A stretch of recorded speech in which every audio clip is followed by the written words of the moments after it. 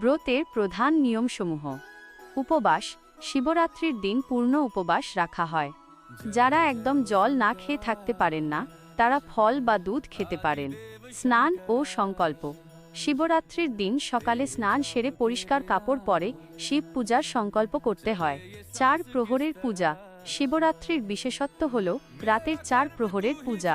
প্রতি প্রহরে আলাদা আলাদা দ্রব্য দিয়ে শিবলিঙ্গ স্নান করানো হয়। 1. প্রথম প্রহর দুধ দিয়ে স্নান। 2. দ্বিতীয় প্রহর দই দিয়ে স্নান। 3. তৃতীয় প্রহর ঘি দিয়ে স্নান। 4. চতুর্থ প্রহর মধু দিয়ে স্নান। বেলপাতা ও মন্ত্র। শিবের অত্যন্ত প্রিয় বেলপাতা, অখণ্ড 3টি পাতা বিশিষ্ট ও ধুতুরা ফুল অর্পণ করতে হয়। পূজার সময় ও নমঃ শিবায় মন্ত্রটি জপ করা শুভ। জাগরণ। সারা রাত জেগে শিবের নাম গান বা ধ্যান করা এই ব্রতের অবিচ্ছেদ্য অংশ।